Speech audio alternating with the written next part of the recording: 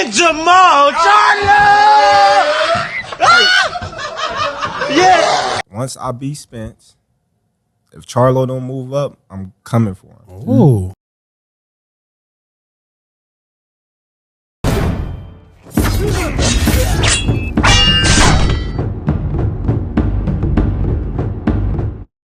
What's going on, you guys? So Terence "Bud" Crawford spoke about his plan B. His plan B being Jamal Charlo. And some fans is questioning whether if Crawford's already looking at past Errol Spence towards a fight with Jamal Charlo, does this mean things isn't going well in negotiations with Errol Spence Jr.? Hit that like button for your boy. Give me that HBO special. That's the Help a Brother Out special. We're in the road to 20,000 subscribers. But Terence "Bud" Crawford, as we wait on word as to what's going on with this fight with Errol Spence Jr., Terence "Bud" Crawford spoke about his plan B. Plan B being if plan A don't happen, that plan B being Jamal Iron Man Charlo. And yeah, I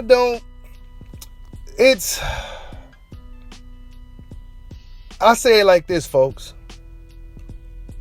If Crawford don't get Spence for whatever reason, right? If he don't get Spence, I don't see him getting Jamal neither, right? Unless he uses his super WBO status to force the fight with Jamal Charlo, which is possible. He's a WBO super champion. He has 5 title defenses, so he's able to go up to the next weight class to challenge the champion. That's just how that goes, right? For that sanctioned body, World Boxing Organization. And yeah, that could be Crawford's plan B, right? Because even if politics get in the way, and politics may get in the way, right? The politics may get in the way.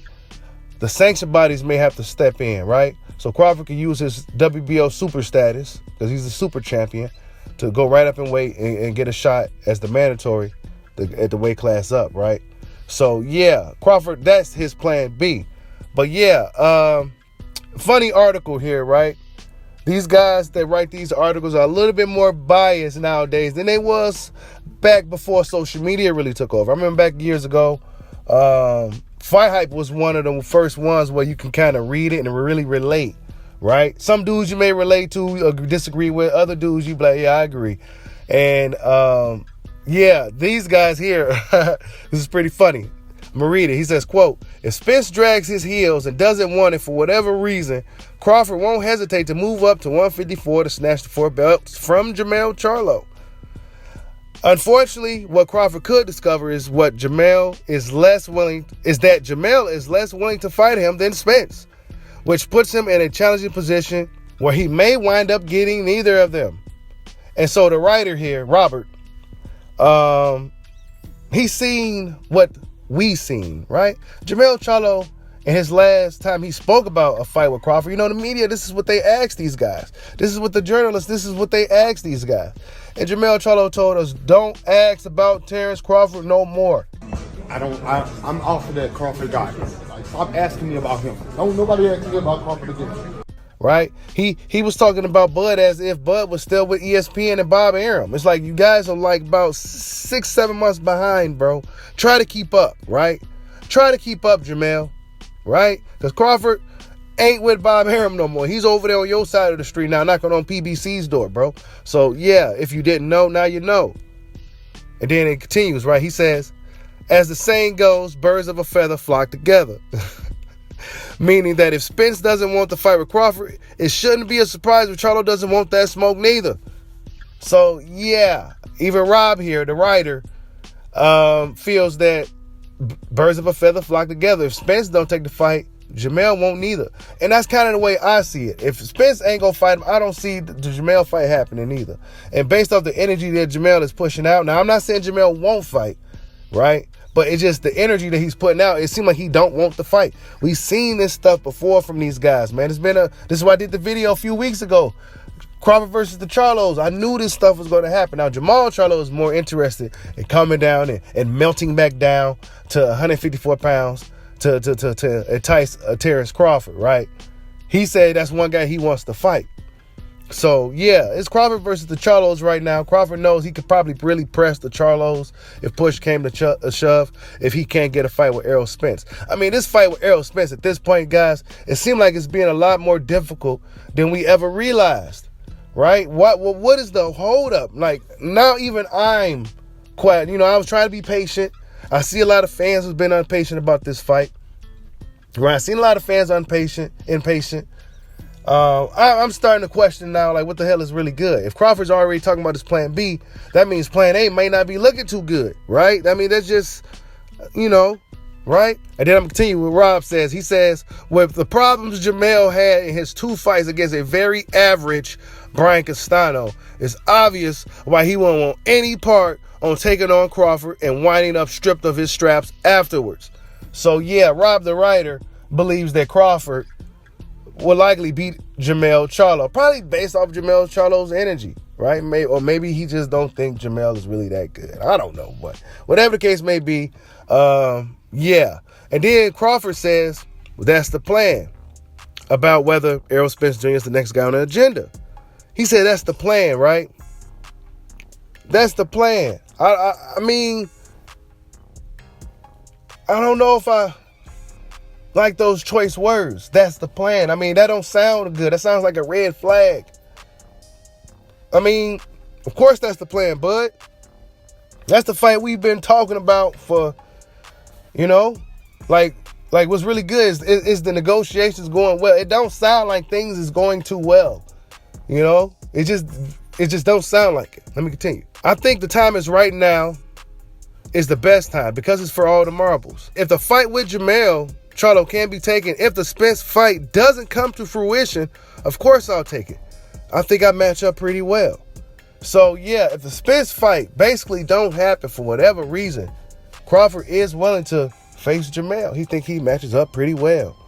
But what is going on with this Spence fight? You know what I'm saying? That's the big question. Plan B sounds excellent. I love it. But plan A, we need to get that going, right? What's really going on? And Crawford says this: I'm very skilled, very strong. I believe in myself. I believe in my abilities, and I believe I match up really well with him. Talking about Jamal Charlo. Right now, I'm in the process of trying to secure this fight. Everything else can be talked about later. So, yeah, right now, he's trying to secure the fight with Spence, right? Everything else can be talking about later. But he do have a plan B just in case plan A doesn't come to fruition. Now, plan A, it should come to fruition at this point. It seems like Errol Spence wants to fight.